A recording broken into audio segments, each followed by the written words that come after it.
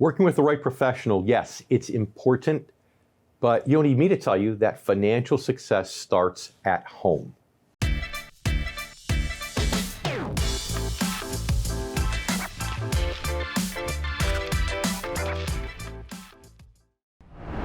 Hi everyone, I'm Dave Scranton, and thanks for clicking on today's video. You know, even the best financial strategy can be undermined by bad habits, right? And here's the good news though. You can always improve those habits. And today, I'm going to help you with my personal finance primer. We'll be covering why it's so important, how to evaluate where you are today, how to improve your path forward, and how to align your everyday finances with your retirement plan. And let's start with some sobering statistics from a 2020 Mint Life survey. 59% of US adults surveyed admitted they were living paycheck to paycheck. 21% said they had no emergency savings, and nearly 30% said they don't save any of their income. And the picture gets even worse when you factor in debt. It's estimated that every US household that has a credit card carries an average debt of $8,400, and that Americans collectively owe over $1.5 trillion of student loan debt. Here's the point. Survey after survey shows that many Americans do a pretty poor job managing their personal finances. And one reason is that financial literacy is not a priority in our education system. But another reason is that financial issues can seem overwhelming. So you resist taking control because you don't know where to start, right? So let's start by getting motivated. Then once you're motivated, determine your net worth. Identify and write down all your assets and all your liabilities. Assets are everything that have value. Checking accounts, retirement accounts, 401k accounts, you name it, anything that has value, real estate, right? And liabilities are all your debts, things like student loans, mortgages, credit cards. Keep it simple, but put down everything by name and by dollar amount. Then you can subtract your total debts from your assets to get your net worth. And hopefully this is a positive number, and hopefully it's been growing, right? If it's negative or nearly negative, well then that should be a wake-up call in and of itself. And next, determine your household cash flow. How? By comparing income to expenses. List all your monthly income and add it up. Then do the same with your expenses, both fixed expenses and variable expenses. And of course, fixed things are things like your mortgage, your insurances, your phone bill, and variables are things like food, entertainment, and so on. For variable expenses, look back over the last few months. Get an average. Now, if you're investing money that isn't automatically deducted from your paycheck, include that also. Now, subtract your expenses from your income to get your monthly positive cash flow. Because this is an important number because it helps you get a better handle on your finances. It actually gives you a checkpoint to determine whether the changes you make are moving you in the right direction, which means more money flowing in relative to money flowing out. Now, I'd start by pinpointing your problems. If your household cash flow is only flush or if it's in the negative, you need to figure out why. Is it because you have too many bills? Are you spending too much of your discretionary income? Determine where you might be overspending and figure out what adjustments you can make. Can you consolidate some of your debts? Can you cancel some of your subscriptions? Anything you can do to increase your financial inflow relative to your outflow will help. And then take a look at your savings. Not necessarily your retirement savings, but your emergency fund first. If you don't have an emergency fund, then creating one should go hand in hand with improving your cash flow. Because ideally, you should keep at least 3 to 6 months of living expenses for emergencies. And for most people, the best way to stay on track with these efforts is to make a budget. In fact, there's hardly a successful business that operates without a budget. And although your household know it's not a business, it should have the same goals as a business, financially speaking, which is to grow and to build for the future. In your case, that future includes retirement. So it's also important that all your financial efforts are aligned. If you're in your 30s or 40s, you probably have a retirement plan geared toward growth, and you're trying to grow your net worth. And that makes sense at that age.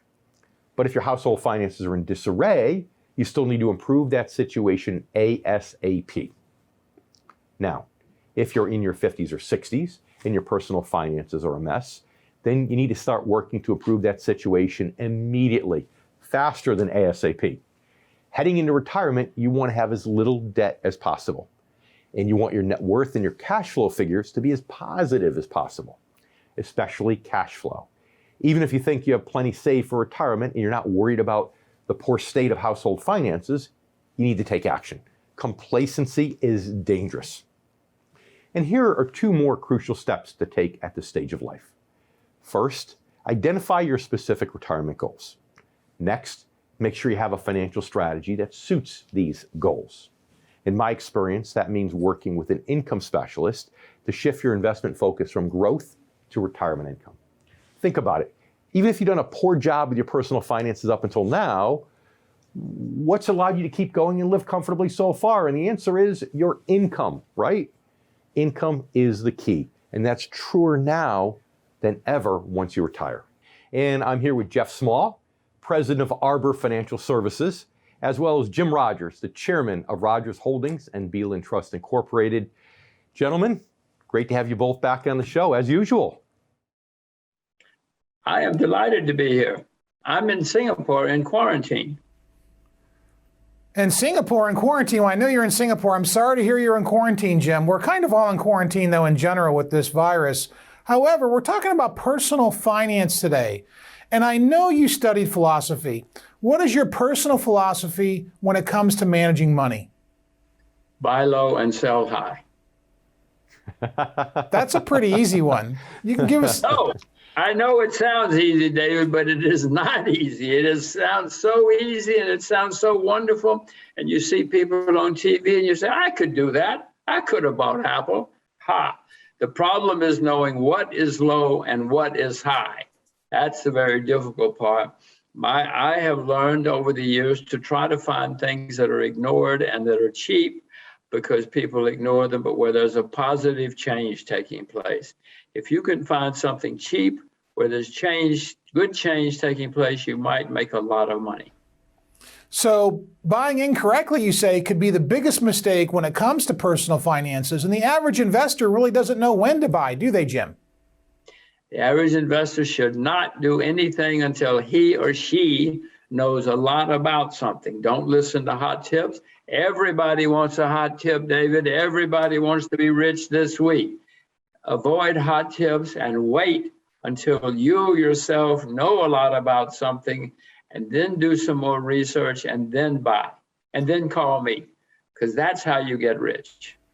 Well, the average investor is generally trying to get rich, Jim. And so I think that focus really undermines the potential to be successful in retirement or to achieve the retirement goals, don't you think? If you want to listen to hot tips and jump in and out all the time, you're never going to be successful and you're never going to be rich and you're going to be working the rest of your life. So Jim, I'm confused. Jim, I thought you made your investment decisions by reading the stuff on Reddit. I mean, that's not how you make buy-sell decisions. I don't know how else to do it then.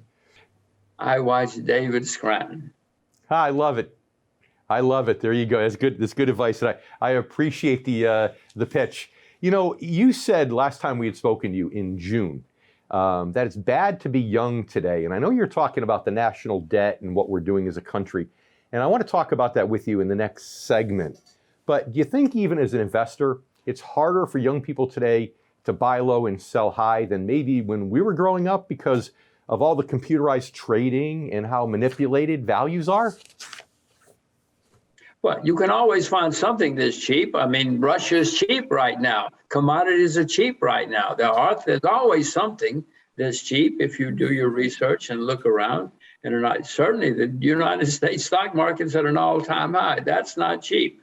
Property is in a bubble in many places. Bonds are in a bubble. But many stocks are still cheap. I guess I figure when we were growing up, it was more buy and hold. You did your analysis. You could be sure it's undervalued. You buy and hold. Today, things seem so manipulated that it's got to be a little bit harder for the younger generation, it seems. But David, I mean, silver is down 60% from its all-time high. Yeah. That might be cheap. Yeah, okay. I mean, sugar's down 70% from its all-time high. That's not a bubble. It might be cheap. So Jim, Jeff here. Hey, listen, China is starting to slow down. And so I think the markets globally over there have underestimated the scale of growth on a potential slowdown. Do you think that's going to happen in the United States with all the stimulus that we've had, that we're underestimating the scale of potential slowdown when the stimulus ends? Well, we've had the longest bull market in American history. In fact, one of the longest bull markets in any history. So it's going to end someday. Maybe the slowdown in China is one of the early signs that the world is going to have problems someday. I own Chinese shares. I have not sold any yet, but I certainly notice what's happening. I know that the Chinese central bank is not printing a lot of money like a lot of banks were, like a lot of people were. So maybe we're getting closer to I know we're getting closer to the end. I don't know that this is the end, though, Jeffrey. Well, that's very interesting, because I've heard a lot of very interesting commentary recently about how to reevaluate the market. But when you look at things like the Buffett indicator or the CAPE index, they're off the charts, Jim. I mean, they just seem completely unrealistic. How can the market march higher from here? Will next year's earnings beat 2021's in the United States, I guess, is the ultimate question. You are exactly right that all of the signs are there. We've seen this movie before. With stocks at areas where normally and historically they should be sold, and maybe they should be. But Jeffrey, what I suspect is that if they start going down, the Federal Reserve, the central bank, is going to panic and print even more money. And so there's going to be one more move up. Now, I'm not good market timing, but I would suspect that the Fed, because they want to keep their jobs, are going to keep this going as long as they can. It's going to end. It's certainly going to end within the next year or two. Maybe you should sell, because I'm not selling yet. I love that advice. That's great. Yeah, I have a friend actually who's a financial advisor, believe it or not. He says the same thing. He says, you want to make money, just buy when I sell, just sell when I buy. It's that easy. So Jim, if somebody wants to stay in the game and they want to stay in the stock market because interest rates are low, where would you advise them today to look to do it in a way where maybe they're a little bit more protected? Protected? You tell me how to. I've never used that word in the investment world. There's no such Especially in thing. the stock market. I know. Is that an oxymoron, Dave? So, but where would you tell them right now then, maybe for the best opportunities that might have the longest positive run ahead versus places where you think the run, the gig could be up? Well, the places that I can see, the only places I see that are cheap, as I said before, commodities. You can look at commodity producers, or you can buy commodity ETFs. You don't have to buy futures. That's the best place. I can tell you that Russia's cheap. I suspect most of your viewers are not going to think about buying Russia. I've been buying Russia because it's very cheap. It's hated. Nobody likes Russia. So there are places, but they are getting fewer and further between. And if you don't want to worry about market timing, everything Jeffrey says is right. Everything is at all-time highs and at very, very high levels, evaluation levels. And historically, this is the time to sell. Yeah, I guess if you're going to be in the domestic markets, I guess you got to have one finger on the trigger. You got to watch it closely, because you certainly don't want to get caught in a downdraft. So Jim Rogers, thanks once again for being with us here. Thank you. My pleasure. Thanks for watching today's video, The Personal Finance Primer. If you enjoyed this video, click the thumbs up button to give us a like, and make sure that you subscribe to our YouTube channel for new content each and every week.